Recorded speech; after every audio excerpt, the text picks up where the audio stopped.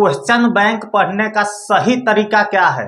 आप लोग का बहुत सारा कमेंट आ रहा था कि भैया क्वेश्चन बैंक तो ले लिए या ले लेंगे लेकिन पढ़ेंगे कैसे। और उससे पहले हम बता दें कि जब मैंने इंटर का एग्जाम दिया था 12th का बिहार बोर्ड से, तो मेरा टोटल मार्क्स 433 आया था। और इसमें क्वेश्चन बैंक का बहुत बड़ा हाथ रहा, बहुत बड़ा रोल प्ले किया क्वेश्चन बैंक। तो मैं इस चीज को अच्छे से बता सकता हूं कि क्वेश्चन बैंक को सही से कैसे पढ़े। और हाँ, मैं आपके साथ आज 5 पॉइंट शेयर करूंगा क्वेश्चन बैंक के रिगार्डिंग, क्वेश्चन बैंक से संबंधित। और इसमें से चौथा और पांचवा पॉइंट बहुत ज्यादा इंपॉर्टेंट है, तो आप वीडियो में लास्ट तक बने रहिए। पांचवा पॉइंट जो है आपका क्वेश्चन बैंक का पीओवी पता कैसे करें, पीओवी पता कैसे करें, यह क्या होता है, तो आप जानने के लिए सारा पॉइंट को देखिए एक एक करके। और अगर आप पांचवा और चौथा पॉइंट मिस करते हैं तो आपको इस वीडियो देखने का कोई फायदा नहीं होने वाले हैं। तो इस वीडियो में आप लास्ट तक बने रहिए। तो हाँ, आपका भी सपना है कि 433 या 450 प्लस मार्क्स आए, तो आप इस वीडियो में बने रहिए। उससे पहले वीडियो बहुत ही इंटरेस्टिंग होने वाली है और मैं इसी तरह का वीडियो लाता रहता हूं, तो आप चैनल को सब्सक्राइब कर लीजिए। और हाँ, घंटी के निशान को ऑल पर सेट कर लीजिएगा, क्योंकि आप ऑल नहीं करते हैं तो आपको सब्सक्राइब करने का कोई फायदा नहीं होने वाले हैं। तो आइए वीडियो को शुरुआत करते हैं। तो पहला पॉइंट है हमारा सिलेबस या नोट्स। यह चीज मैंने क्यों लिखा है, क्योंकि अगर आप सोचो कि क्वेश्चन बैंक को पलटे और पढ़ने के लिए बैठे और आपका पता चला कि आपका सिलेबस या नोट्स या कोचिंग में ऑफलाइन ऑनलाइन पढ़ रहे हैं आप, वहां पर 4 या 5 चैप्टर तक ही पढ़ाई हुआ है, लेकिन भैया क्वेश्चन बैंक में पिछले साल का क्वेश्चन रहता है, कुछ साल का, जो आप 10 साल का 12 साल का क्वेश्चन रहता है, उसमें तो सारा चैप्टर से दिया गया रहता है। यानी चैप्टर नंबर लास्ट के क्वेश्चन आपको फर्स्ट में मिल जाएगा, तो फिर आप कैसे सोल्व कर पाओगे। इसीलिए सबसे जरूरी है आप अपना सिलेबस को देखें कि सिलेबस पूरा हुआ है या नहीं, या पूरा होने पर है या नहीं।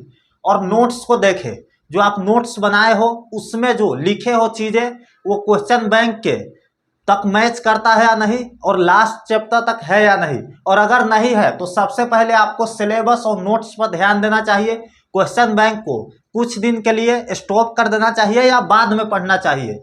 और मेक श्योर आप क्वेश्चन बैंक को एग्जाम से 2 या 3 महीना ही पहले पढ़ो, ठीक है। या आपके पास समय है या आपके सिलेबस खत्म हो गए हैं तब आप पढ़ सकते हो। दूसरा क्वेश्चन है क्वेश्चन को लिखे। क्वेश्चन बैंक को से आपको क्वेश्चन लिखना है।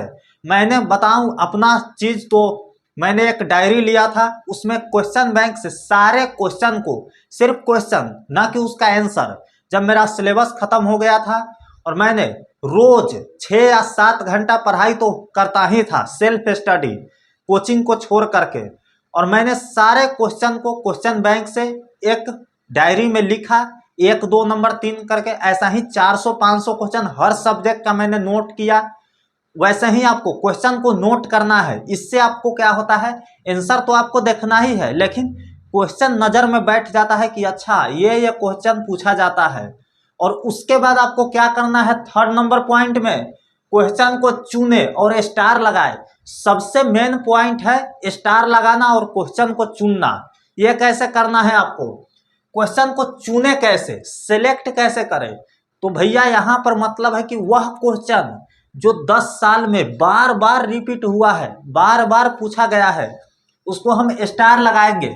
मान लेते हैं कोनो क्वेश्चन है जो 10 बार पूछा गया है, तो इसको हम, या 12 बार पूछा गया है, या हर साल पूछा गया है, उसको हम 5 स्टार लगाएंगे। ऐसे करके मान लेते हैं यह एक क्वेश्चन है, तो उसको उसके बगल में ब्रैकेट देंगे और 5 स्टार लगा देंगे क्वेश्चन लिखते समय, ठीक है।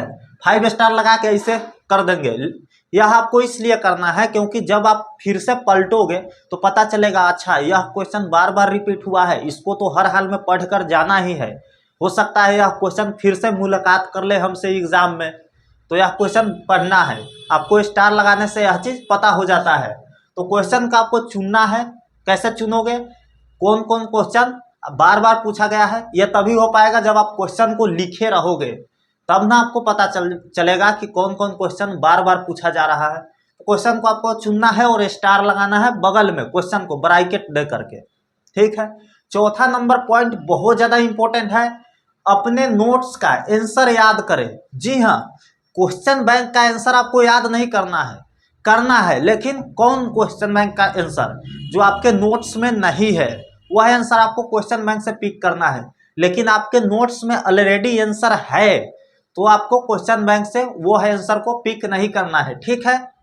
जैसे आपके हिंदी के पहला चैप्टर में क्वेश्चन है, बातचीत के संबंध में बेन जॉनसन और एडिसन का क्या कहना है, तो वह क्वेश्चन का आंसर आपके नोट्स में अगर है तो आपको नोट्स से देखना है, क्योंकि अगर आप बनाए होंगे नोट्स तो आपको आंसर माइंड में बैठा रहता है। हो सकता है इसमें उसी बात को घुमा करके लिखा हो और वह आपके माइंड में जल्दी सेट ना हो, तो आपको आंसर अपने नोट्स से याद करना है। और किसी आंसर आपके नोट्स में नहीं है कोई आंसर, वह आंसर को आपको क्वेश्चन बैंक से याद कर लेना है। तो यह चीज़ आपको ध्यान रखना है, हर आंसर को क्वेश्चन बैंक से याद नहीं करना है। नया नया चीज़ हम जल्दी याद नहीं कर पाते हैं, अपने नोट्स को देखना है, क्योंकि मेहनत आपने करी है तो आपको याद होगा कि नोट्स में ऐसे ऐसे आंसर हम लिखे थे। एक बार देखने से आपको याद भी हो जाएगा। पांचवा नंबर जो हमारा पॉइंट है बहुत ज़्यादा इंपॉर्टेंट है, इसको मिस बिल्कुल मत करिएगा आप, ठीक है। क्वेश्चन का पीओवी पता करें। पीओवी का मतलब होता है point of view, point of view, और पॉइंट ऑफ व्यू का मतलब होता है नजरिया। नजरिया, उसका कहना क्या है, मकसद क्या है, पॉइंट ऑफ व्यू का यही मतलब होता है। जो क्वेश्चन है क्वेश्चन बैंक में दिया हुआ उसका मकसद क्या है। अक्सर क्वेश्चन ऐसा दिया गया रहता है जो क्वेश्चन आसान रहता है लेकिन बात घुमा करके दिया गया रहता है, जिससे स्टूडेंट को लगेगा कि अरे ये तो क्वेश्चन मेरे को याद है लेकिन पूरी तरह से याद नहीं है, लेकिन एक्चुअली में रहता है याद, क्वेश्चन को थोड़ा सा घुमा दिया गया रहता है। तो पीओ भी आपको पता करना है क्वेश्चन बैंक पढ़ते समय कि किस किस टाइप के, कौन सा इंटेंशन से, कौन सा मकसद से क्वेश्चन को सेट किया गया है। अगर आप उस चीज को पकड़ लेते हैं ना, फिर आपको क्वेश्चन बैंक पर कमांड हो जाएगा। और मैंने इसी चीज को पीओ भी पता करके पूरा क्वेश्चन को याद कर लिया था, मतलब कि पूरा क्वेश्चन बैंक ही मुझे याद हो गया था। तो यह चीज आपको पीओ भी पता करना है हर हाल में कि क्वेश्चन का कहने का इंटेंशन क्या है, मकसद क्या है, आखिर कह क्या रहा है, पूछ क्या रहा है हमसे। उसी चीज को आप लिखोगे, कम भी लिखोगे ना फिर भी आपको पूरा फुल मार्क्स मिलेगा। तो आपको उम्मीद है आप पांचों चीज समझ में आया हो, और इसी तरह के वीडियो देखने के लिए इस चैनल को सब्सक्राइब कर लीजिए और घंटी के निशान को ऑल पर सेट जरूर कर लीजिएगा, क्योंकि मैं इसी तरह का वीडियो लाता रहता हूं। उम्मीद है आपको क्वेश्चन बैंक से रिगार्डिंग ऑल डाउट सोल्व हो गए होंगे, कैसे पढ़ना है, क्या स्ट्रेटजी थी मेरी जब मैंने एग्जाम दिया था, तो मेरा मार्क्स आने का वजह क्या है, यह सारा चीज आपको पता चल गया होगा। तो अब आप जा करके पढ़ सकते हैं क्वेश्चन बैंक। अगर आप नहीं लिए हैं तो ले लीजिए, मेरा यही सजेशन है। नहीं पढ़ रहे हैं तो पढ़िए। बाकी मिलते हैं किसी और वीडियो में, तब तक के लिए आप टेलीग्राम पर जरूर ज्वाइन हो जाइए, क्योंकि मैंने जो नोट्स बनाई थी वो टेलीग्राम पर डलाता रहता है। तो आप डिस्क्रिप्शन बॉक्स में और कमेंट बॉक्स में टेलीग्राम का लिंक है, जरूर वहां पर जाकर के ज्वाइन हो जाइए। और इंस्टाग्राम पर अगर आपको कोई डाउट है तो पूछ सकते हैं, मैं वहां पर जवाब देता रहता हूँ। धन्यवाद।